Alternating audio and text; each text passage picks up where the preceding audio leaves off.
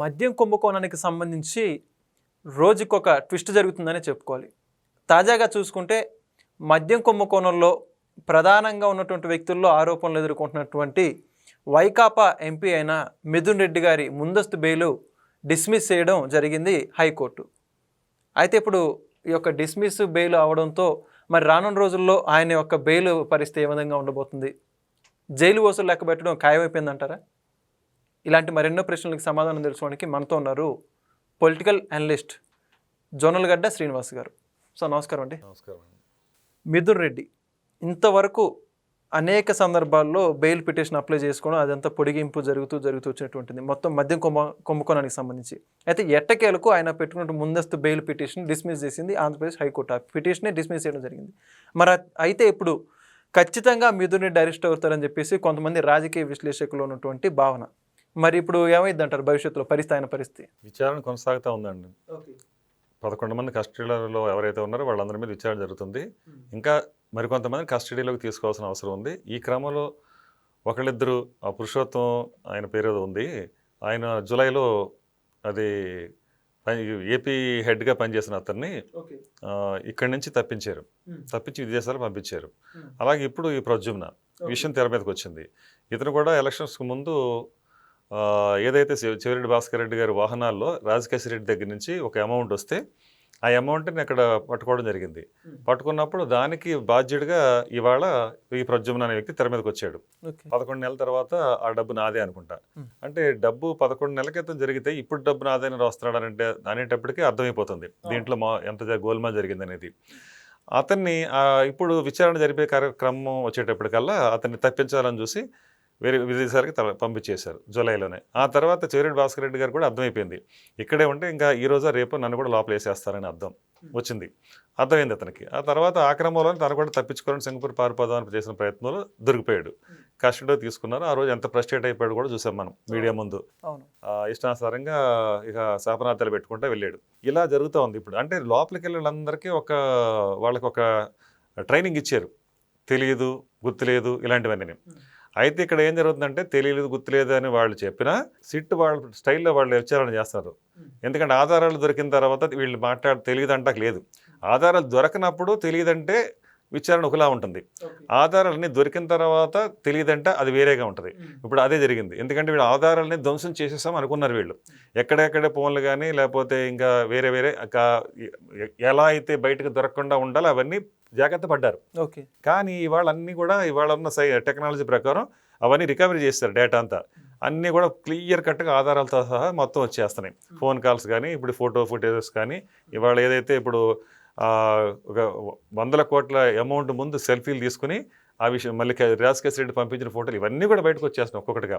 So దీన్ని బట్టి డబ్బులు ఎక్కడెక్కడ ఈ రకంగా డంప్ చేశారు అంటే దగ్గర 7 చోట్ల ఇక్కడ డెన్లు ఏర్పాటు జరిగినాయి.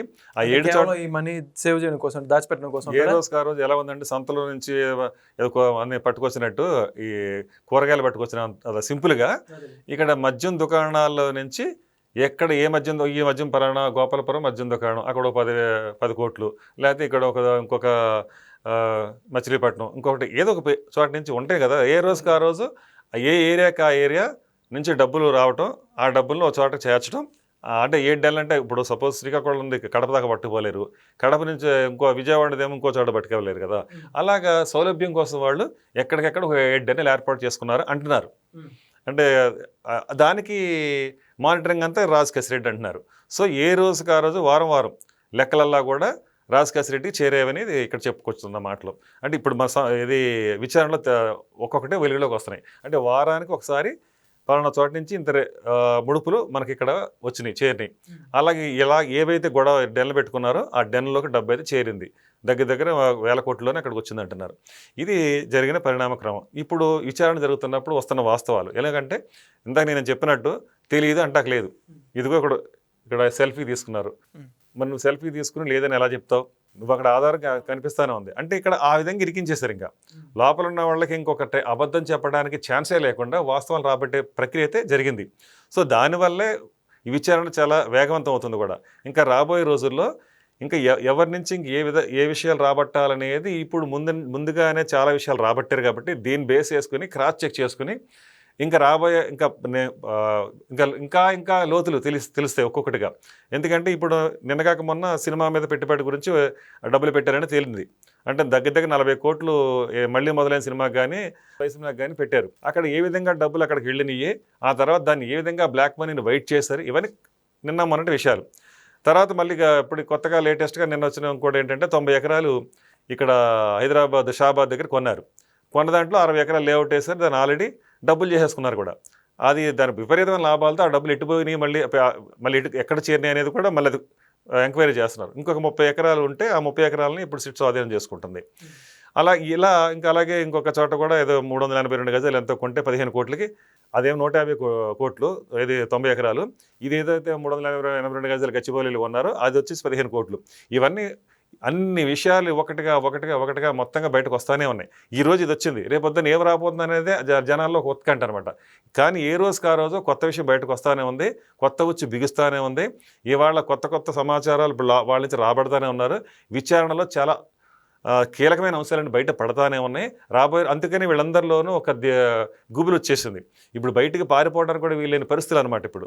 ఆ విధంగా అందుకని ప్రెస్టేట్ అయిపోయి చెవిరెడ్డి భాస్కర్ రెడ్డి గారు మొన్న ఆ విధంగా మాట్లాడిన ఇవన్నీ చూస్తుంటే ఇంక దొరికిపోతున్నాము, ఇంకా మనకు వేరే దారి లేదు, గత్యంతరం లేదు అనేది తేటతలం అయిపోయింది. ఓకే, అయితే ఇప్పుడు అంటే డబ్బు గురించి చెప్పారు కాబట్టి అండి, మద్యం కుంభకోణానికి సంబంధించి ఎలక్షన్స్ ఏదైతే 2024 ఎలక్షన్స్ కొద్ది రోజుల ముందు జగన్మోహన్ రెడ్డి గారి తాడేపల్లి నివాసానికి ఒక వ్యాను, చాలా పెద్ద వెహికల్ వెళ్ళినటువంటి వీడియోలో ఇప్పుడు సామాజిక మాధ్యమంలో చాలా పెద్ద ఎత్తున వైరల్ అయ్యాయండి. అంటే డబ్బులు కుప్పలుగా తీసుకెళ్తున్నారు, ఈ వెహికల్లో డబ్బు ఉందని చెప్పేసి. అంటే ఇప్పుడు మీరు చెప్పిన దాన్ని సరిపోలుస్తూ ఉంటే ఇప్పుడు అది నిజమైనట్టుగా అర్థమవుతోంది. దాని గురించి ఏమంటారు? చిన్న వాహనం కాదండి, కంటైనర్. అంటే 100,000 కోట్లు తరలించగలిగే కెపాసిటీ ఉన్న కంటైనర్ వెళ్ళింది. కంటైనర్ అలా వెళ్ళింది, ఏదో రైల్వే బోగిలాగా మళ్ళీ కంటైనర్ అలా వచ్చింది. అప్పుడు ఆహారం తీసుకెళ్ళడానికి అని చెప్పినట్టుగా ఒక తాడేపల్లి నివాసానికి సంబంధించిన వ్యక్తులు చెప్పడం జరిగింది, అందులో ఆహారానికి సంబంధించినట్టు ఆహారాలు ఉన్నాయని చెప్పి. ఆ కంటైనర్లో ఆహారం వెళ్తే కొన్ని వేల మంది భోజనాలు పెట్టాలి, అక్కడ అంతమంది ఉన్నారు, అక్కడ లేదు కదా. అయితే అక్కడ జరిగింది ఏంటంటే డబ్బులు ఇక్కడి నుంచి అక్కడ వెళ్ళినాయి అనేది క్లారిటీ. అది దాని ఎక్కడో చోట ఏదో చెప్పడం కోసం చెప్పిన విషయం అది. కానీ ప్రభుత్వం వాళ్ళ చేతిలో ఉంది, అధికారం వాళ్ళ చేతిలో ఉంది. అప్పుడు ఆహారం లేకపోతే గడ్డ కదామంటే కూడా నమ్మాలి కదా. సో అందువల్ల ఇక్కడ జరిగింది ఏంటంటే అక్కడి నుంచి ఏది వెళ్ళింది అది క్లియర్గా అందరికీ ఇప్పుడు తెలుస్తుంది. అంటే విచారణలో అది కూడా బయటకు వస్తాయి. అంటే ఇప్పుడు ఆ కంటైనర్లో ఆహారం వెళ్ళిందా లేదంటే కోట్ల కొద్ది డబ్బే వెళ్ళిందా అనేది కూడా ఇప్పుడు వస్తుంది. ఎందుకంటే విచారణలో ఇవన్నీ భాగాలే, ప్రతి విషయాన్ని క్షుణ్ణంగా పరిశీలన చేస్తున్నారు, ప్రతి విషయం బయటకు వస్తుంది ఇప్పుడు. ఆ క్రమంలో ఇప్పుడు ఇరుక్కోక తప్పదు.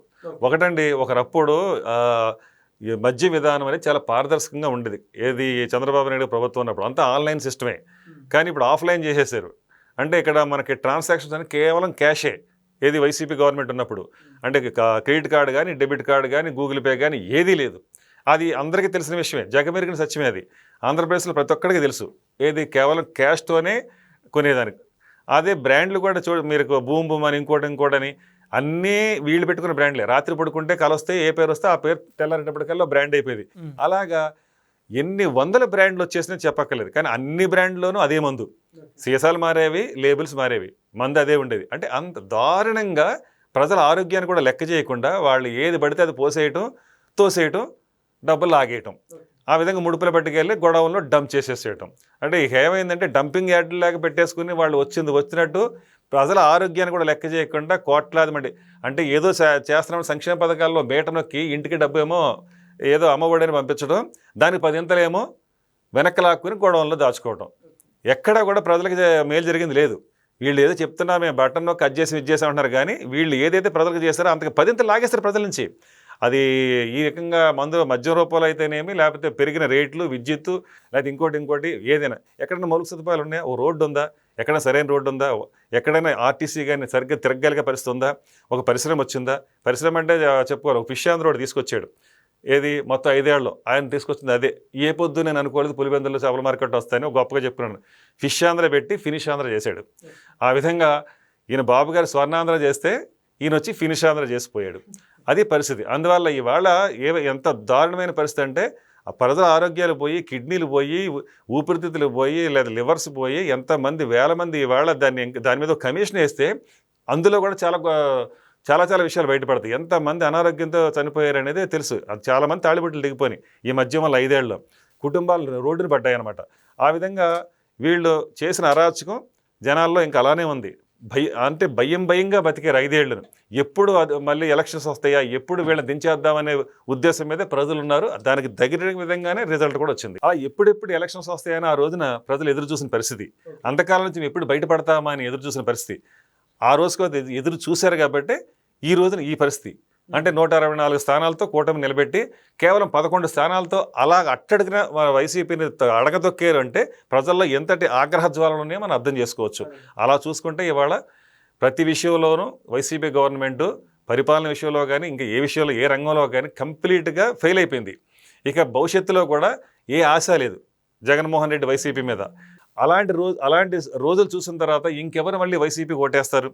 కాబట్టి వైసీపీ భవిష్యత్తులో ఈ 11 స్థానాలు కూడా మళ్ళీ తిరిగి వస్తాయా లేదా అనే పరిస్థితిని తనంతట తనే తెచ్చుకుంది. Okay, thank you sir. Thank you. Please subscribe to Leo News for more videos.